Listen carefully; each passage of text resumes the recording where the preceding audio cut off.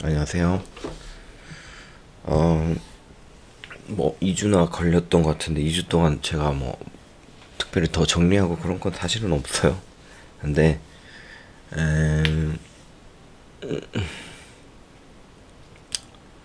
너진똥님 이야기를 하면서, 복에 대해서 이야기를, 복음보다는 성경보다는 또 예수님에 대한 이야기 했는데, 사실 저는 교회를 다니지만 교회라는 어떤 정의에 좀 좀 생각을 깊이 해본 게 있어요.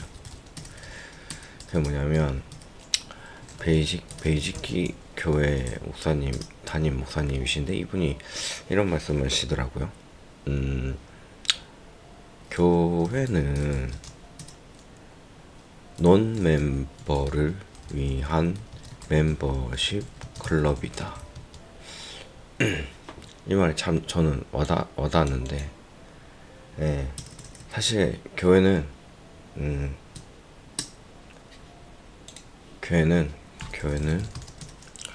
안 믿는 사람들을 위해서 믿는 사람들이 모여서 하는 곳이라는 것을 저는 전적으로 동의해요.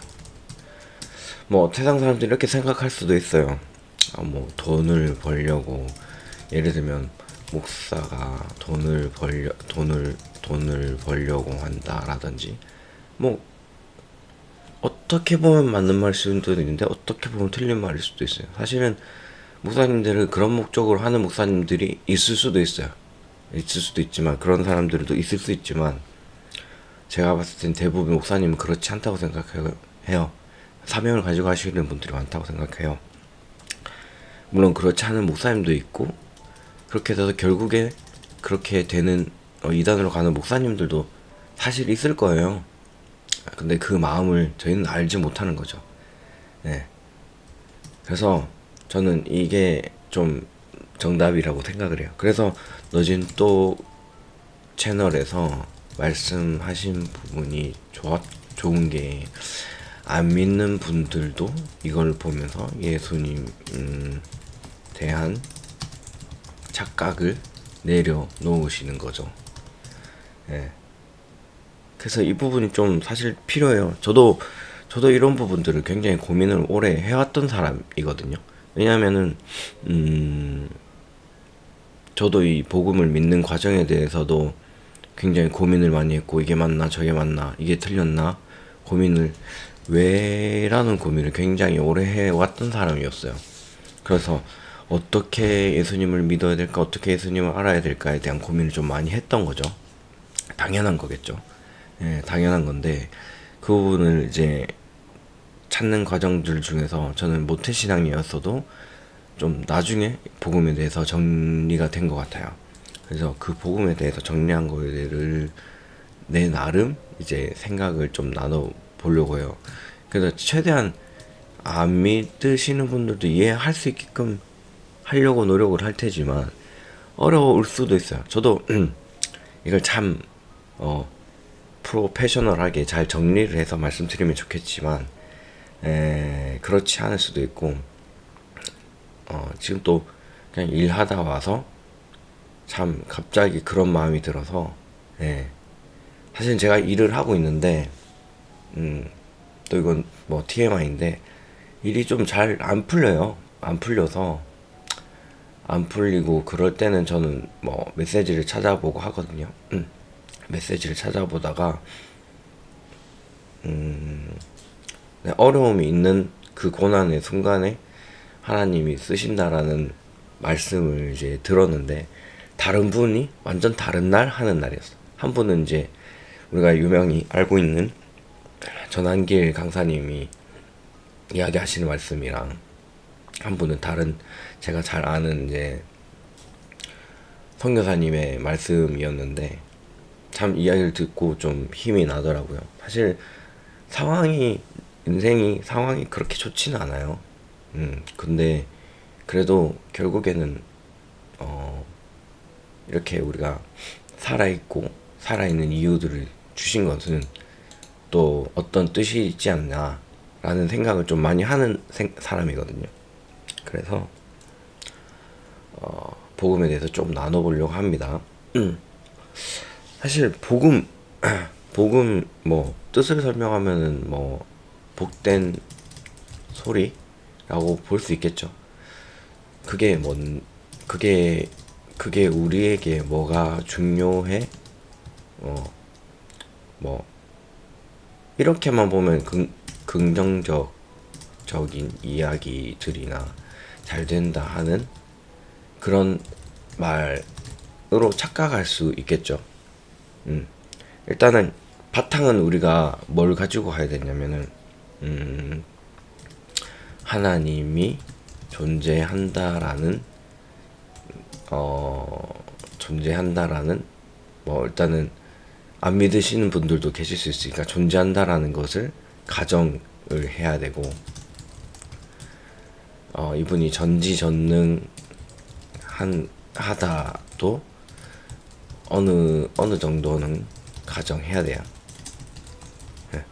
이게 뭐 믿어지시거나 안 믿어지시거나는 지금 당장 그럴 필요는 없지만 이런 가정으로 이야기를 해볼게요.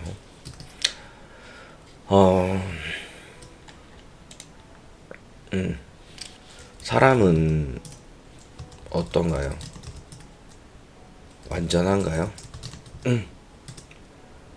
저는 그렇지 않다고 생각합니다. 왜냐하면 성경에는 이렇게 나오는데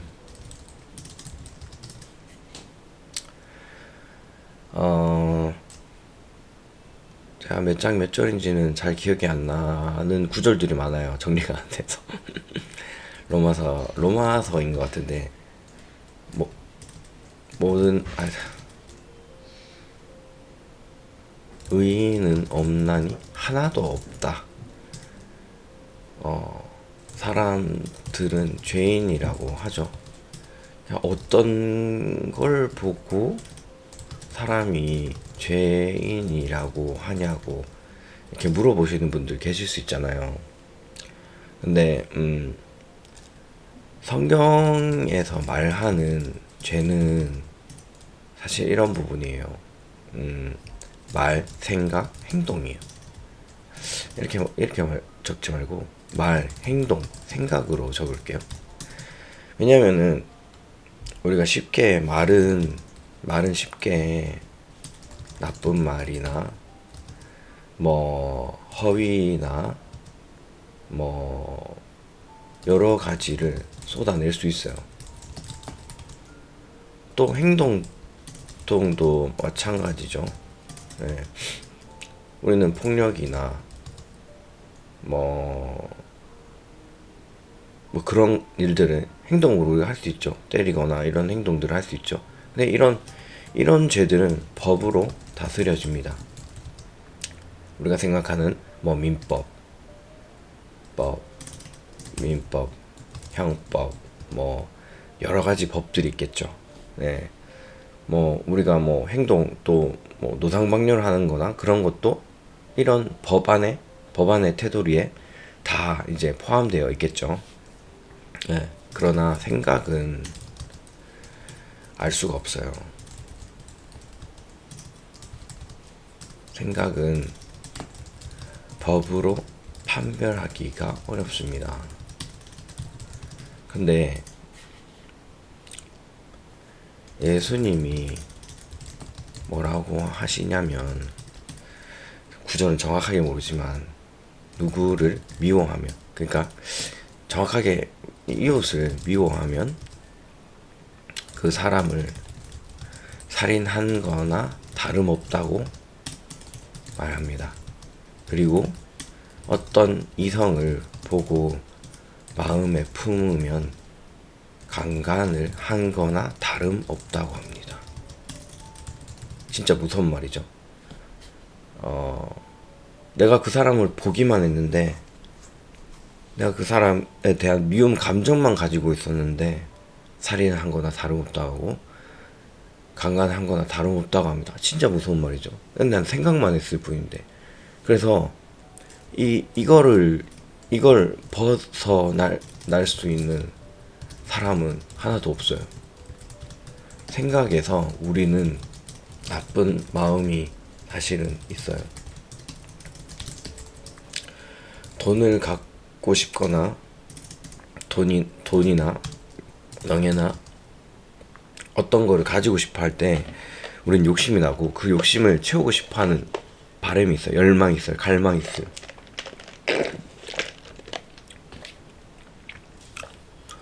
그래서 뭐 우리가 말, 행동은 피할 수 있지만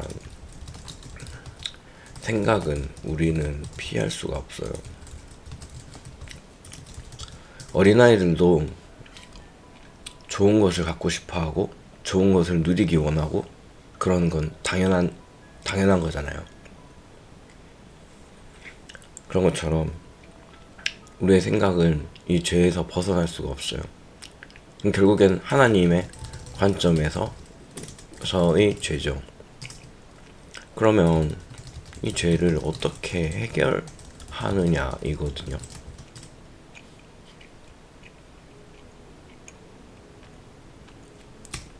우리가 스스로 해결할 수 있냐? 생각 못 떨쳐냅니다. 행동, 말 좀 덜 하면 됩니다.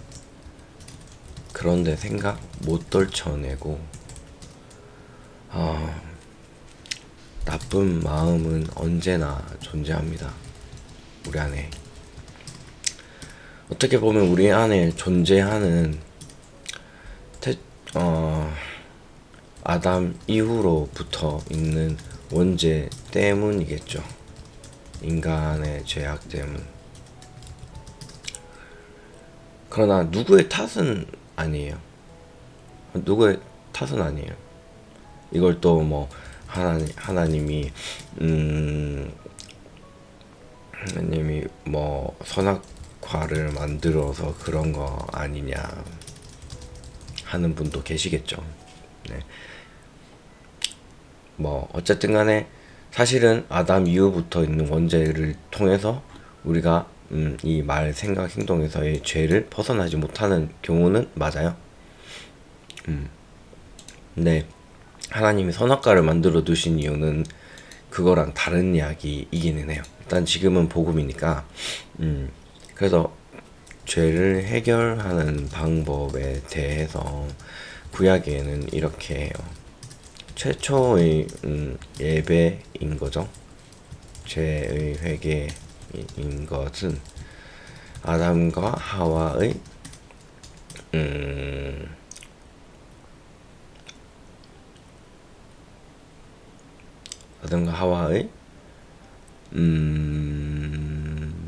죄로 인해서 가죽 옷을 입히거든요.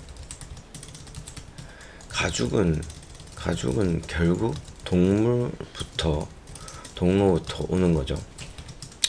그러면 그 가죽 옷을 입히려면 동물을 죽이는 수밖에 없죠.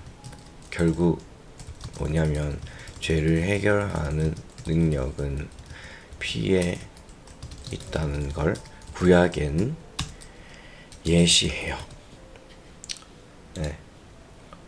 이 예시한 거를 계속해서 이어져 오는 거죠.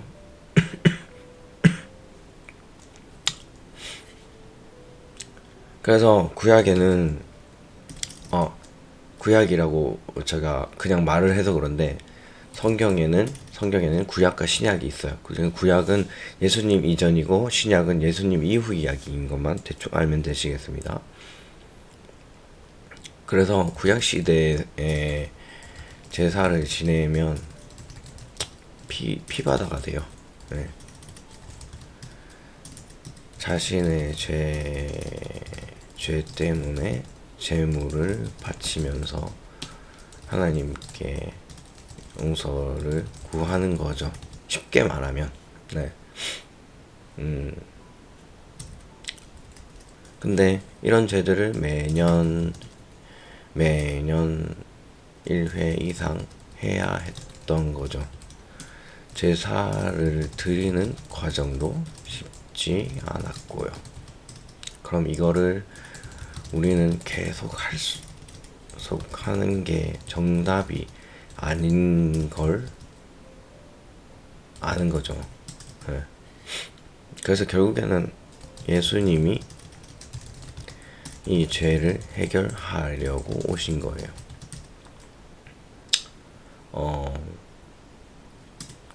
그래서 여기서 중요한 거는 사실은 피도 중요한 부분이긴 한데 하나가 더 있어요. 예수님이 십자가에 달려 죽으실 때 창에 찔러서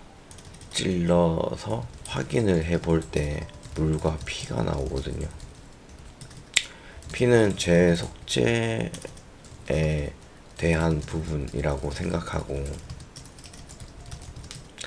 물은 너진통님 말씀하셨지만 말씀에 관한 부분이라는 걸 저도 동의해요. 네. 그래서 이제 구약 시대에 있었던 그 제사들을 통해서 자신의 죄가 용서함 받는 것을 예수님이 사람으로 결국엔 해결하신 거예요. 그러니까 동물의 제사로는 우리의 죄를 해결할 수가 없었어요. 그러나 하나님은 자신의 아들인 예수님을 보내서 해결하신 거죠. 어떻게 보면 사람의 죄는 사람으로 해결해야 되는 거예요. 그래서 신이시지만 사람이신 예수님이 죽으신 거예요. 이 죄를 해결하기 위해. 그리고 더 중요한 것은 그 다음인데 결국 부활하셨죠. 부활의 첫 열매가 되셨죠. 부활했다는 것을 증명할 순 없지만 부활했다는 것을 우리가 충분히 알 수 있는 부분은 제자들의 행동인 거죠. 성경에는 제자들이 예수님을 만났다고 이야기하고 그 후에 인생을 봅니다. 아니, 예수님과 있을 때에도 제자들은 그렇게 막 목숨을 바치거나 그러지 않고, 예수님이 잡혀간다 그러니까 난 모른다 했었던 사람이 이제 베드로였죠. 근데 그 사람들이 자신도 예수님과 같이 죽고 희생하고 그렇게 하는 모습을 봅니다. 과연 어떤 사람이 그렇게 쉽게 바뀔 수 있었을까요? 절대 그럴 수 없다고 저는 보거든요. 죽는 것도 쉽지가 않아요. 자기가 죽으려고 마음을 먹어도 죽는 게 쉽지가 않아요. 그래서 자살하는 사람들은 어떻게 보면 대단한 거죠. 그 사람들은 칭찬하는 게 아니라 진짜로 엄청난 고도의 스트레스를 받는 그런 부분들이 있지만 그렇게 해서 죽은 거거든요. 그래서 그 사람들의 이후의 인생은 예수님을 위해서 바칩니다. 어느 정도 그 사람들의 이제 그게 이해가 되는 거죠. 제자들의 그 행동을 봤을 때 예수님이 부활했을 가능성이 높다는 것을 이해하는 거죠. 근데 저희는 그걸 믿는 거지만, 그래서 결국에 정리를 하자면 뭐냐면 하나님이 그러니까 이거 완벽한 정리는 아닌데 결국에는 그거예요. 그러니까 우리는 죄인이다. 죄를 해결해야 된다. 동물로 했다. 하지만 그게 안 되니까 예수님이 오셨다. 예수님이 대신 돌아가셨다. 우리의 죄 때문에. 그리고 그 예수님의 부활하셨다. 우리에게 마지막으로 명령을 주셨다. 명령 주셨다. 이 부분 살짝 빼고 부활하셨다. 그리고 명령을 주셨다가 맞는데 이게 여기까지가 복음인 거예요. 그리고 지금 그러면 우리의 죄를 어떻게 해결하느냐? 예수님의 이름을 영접하는 것이다. 영접하는 자, 곧 그의 이름을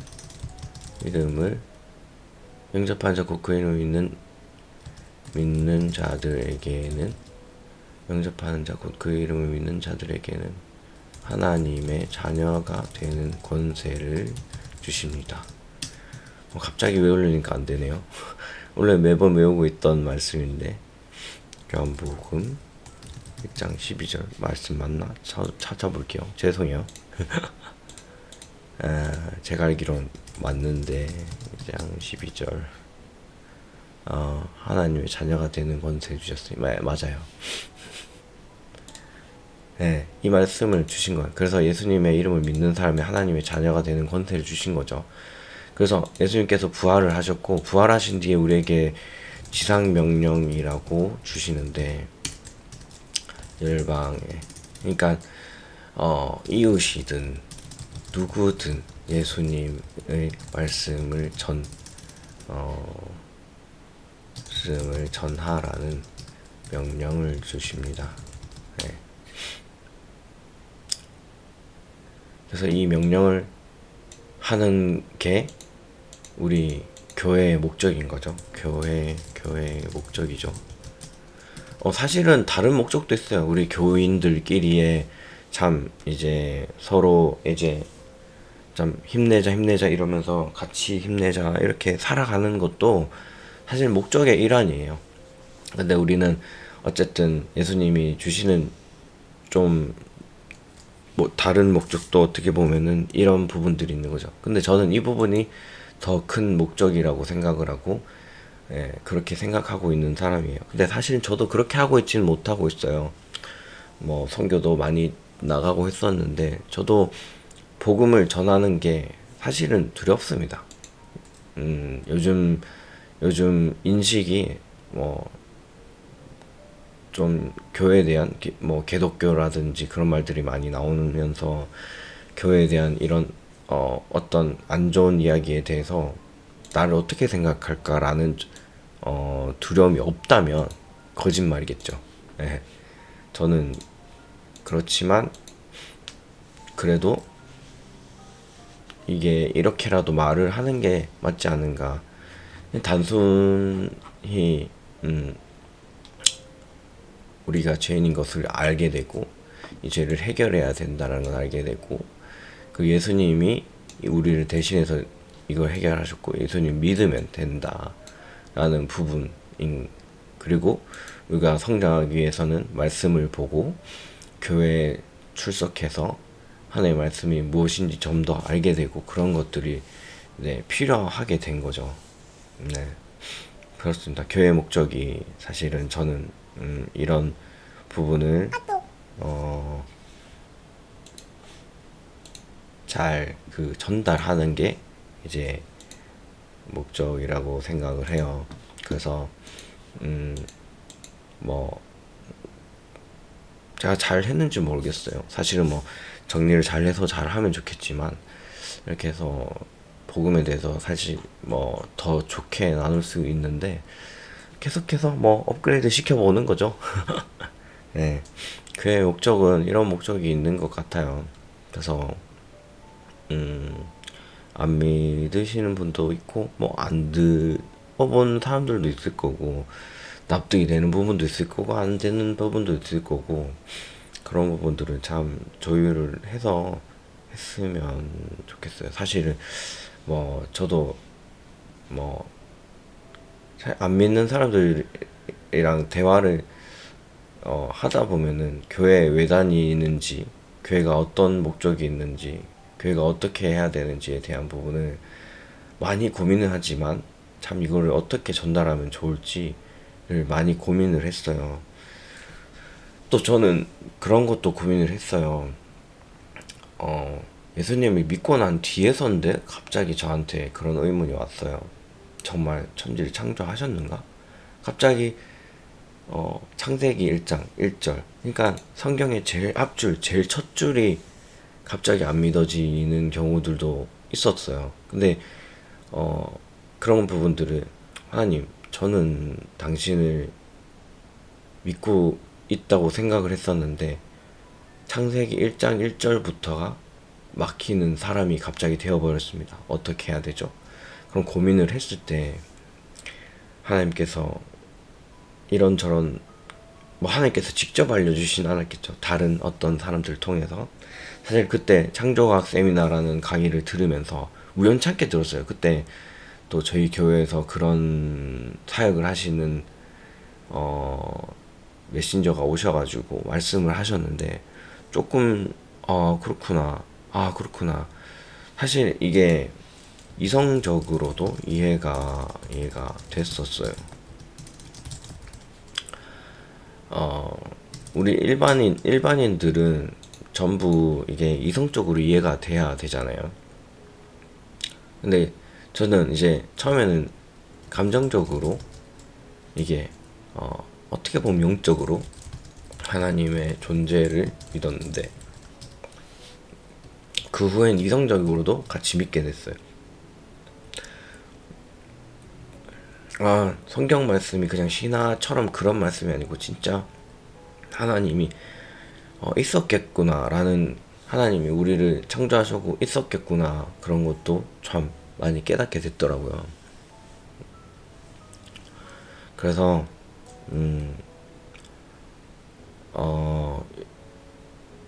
그런 부분들을 계속해서 나눠보고 저도 뭐 이런 부분들을 정리하고 하는 채널이 가장 저한텐 베스트가 아닐까. 사실 뭐 게임도 해보고, 게임을 해봤자 저는 할 말도 없고 뭐 시청자가 없으니까 그냥,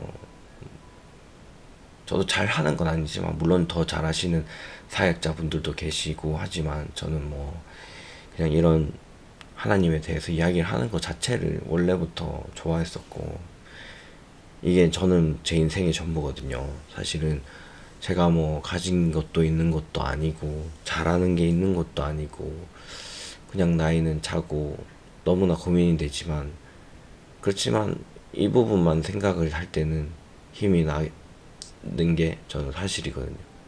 사실 하나님에 대해서 이야기할 때가 가장 힘이 나고, 어떻게 보면은 네가 아는 게 그거밖에 없으니까 그 이야기할 때 제일 힘이 나겠지라고 말씀하실 수 있지만, 이걸로 나도 힘을 얻는데 다른 사람도 힘을 얻었으면 좋겠다는 마음으로 좀 더 이제는 자주 이런 이야기를 좀 하도록 노력을 하겠습니다. 사실 이렇게 녹화해서 편집도 없이 올리는 일이 너무 허접한데, 저도 편집을 배우고 했는데 허접하지만 이렇게라도 뭔가 나의 생각을 말하고 정리하고 써보면 좋지 않을까 라는 생각이 듭니다. 사실 뭐 세상에 많은 이슈들을 다루는 것도 있을 수는 있죠. 뭐 최근에도 뭐 그런 많은 일들이 있지만, 솔직히 그런 일들을 제가 그런 사람들이 그런 비판의 시선으로 봐봤자 제 인생에도 도움이 될 것이 없고 도움이 될 것도 없고, 도움이 되는 존재가 되고 싶었는데 같이 그 사람들과 동조하고 있어서는 안 되겠다라는 마음 먹었어요. 그래서 아무튼 좋은 하루 보내시고요. 짧게나마 매일 올려보도록 노력하겠습니다. 감사합니다.